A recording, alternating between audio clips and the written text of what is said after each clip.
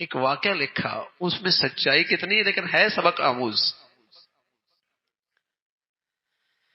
کہ ایک شخص تھا، اس کے بارے میں اداروں میں یہ بات چلی کہ یہ آدمی ہے تو ادارے کا فرد لیکن ہے غیروں کا ایجنٹ.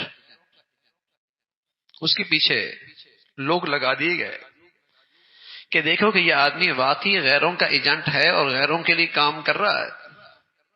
تو جب بہت کچھ دیکھا تو پتہ لگا کہ کوئی ایسی چیز نظر نہیں آئی.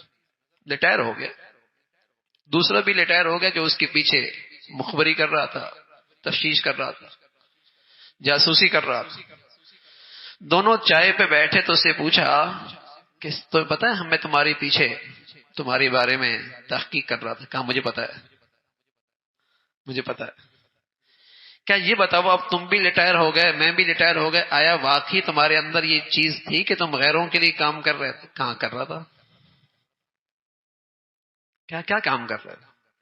کیا کام یہ کر رہا تھا جتنے اہل لوگ ہوتے انہیں سائڈ پہ کر دیتا، نئے لوگوں کو اوپر بھیج دیتا.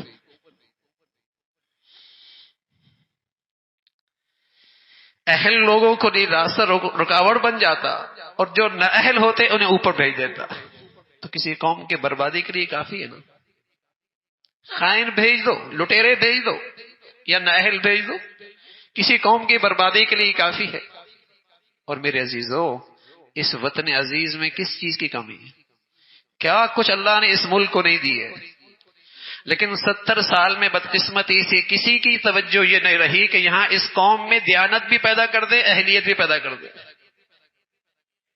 اس کام کو تو ہم نے کام سمجھا ہی نہیں نا. اگر آج اپنے قوم کا مستقبل دیکھنا چاہتے ہیں تو آج کے تعلیمی ادارے دیکھ لو، بتائیے وہاں اہلیت کتنی ہے، دیانت کتنی ہے، سچائی کتنی ہے، حیا کتنی ہے، ایمان کتنا ہے، غیرت کتنا ہے. تو پتہ چل جائے گا اس قوم کا کل کیا ہے.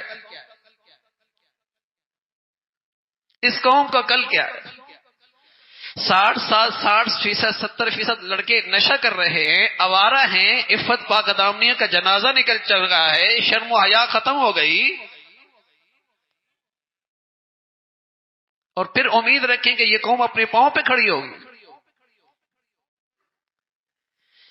جس چیز سے اہلیت پیدا ہوتی تھی، دیانت پیدا ہوتی تھی، ہم نے تو اس کا راستہ ہی بند کر دیا نا ان تعلیمی اداروں میں، کہ کہیں ایمان آنے نہ پائے، کہیں دین آنے نہ پائے، کہیں حیا آنے نہ پائے، کہیں یہاں غیرت آ ہی نہ جائے، کہیں اللہ کا نام یہاں کہیں آ ہی نہ جائے. ہم نے تو اس دیانت کا راستہ ہی روک دیا نا. دیانت تو ایمان سے پیدا ہوتی ہے بھائی، دین سے پیدا ہوتی ہے، خوف خدا سے پیدا ہوتی ہے، بارگاہ خدا بندی میں حاضری کا ڈر، اللہ کے سامنے حاضر ہونا ہے، اس سے دیانت پیدا ہوتی ہے. باقی قانون کی رسائی تو ایک حد تک ہے، قانون کی پہنچ بھی ایک حد تک ہے، لیکن دیانت، اللہ کا خوف، اللہ کا ڈر. تو قومی ذمہ داریاں ہوں یا انفرادی زندگی کی ذمہ داریاں ہوں، بتائیے آج ہر ایک کو رونا کیا ہے؟ لوگ کہتے ہیں ملازمتیں نہیں ہیں، لیکن سچی بات کیا ہے؟ جن کو افراد کی ضرورت ہے وہ کیا کہتے ہیں؟ اہلیت نہیں. لوگ کہتے ہیں ملازمتیں نہیں ہیں، لیکن جن کو ضرورت ہے وہ کیا کہتے ہیں؟ دیانت نہیں ہے، اہلیت نہیں. دیانت نہیں ہے، اہلیت نہیں ہے. اگر یہ دو جوہر آج کسی کے پاس موجود ہوں، مارکیٹ میں اس کے لیے جگہ بہت، مارکیٹ میں اس کے لیے جگہ بہت. اہلیت ہو، دیانت ہو، اس چیز کی صلاحیت ہو، اللہ کا ڈر ہو، خوف خدا ہو. یہ سارا حسن تو ہمارے دین کا حصہ تھا کہ مسلمان تو ہوتا ہی دیندار تھا، دیانت دار ہوا کرتا تھا. اللہ کے نبی صلی اللہ علیہ وسلم فرمایا کرتے تھے آیت المنافق ثلاث، منافق کی 3 نشانیاں ہیں: اذا حدث کذب واذا وعد اخلف واذا اؤتمن خان. منافق ایسا ہوتا ہے بات کرے جھوٹ بولے، وعدہ کرے خلاف ورزی کرے، امانت رکھوائی جائے امانت دی جائے خیانت کر. اور روایت میں رسول اللہ صلی اللہ علیہ وسلم نے اس سے آگے بات کہی وَإِن صَامَ وَصَلَّى وَزَعَمَ أَنَّهُ مُسْلِمٌ.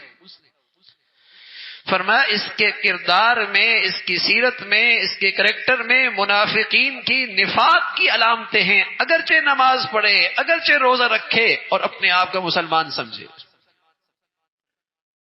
وَإِن صَامَ وَصَلَّى وَزَعَمَ أَنَّهُ مسلم، اگرچہ نماز پڑھے، روزہ رکھے اور اپنے آپ کو مسلمان سمجھے، لیکن یہ اپنے کردار کے لحاظ سے اپنے اندر نفاق رکھتا، اس کے اندر منافقت کی علامتیں ہیں، جھوٹ بولتا ہے، خلاف ورزی کرتا ہے، خیانت کرتا ہے،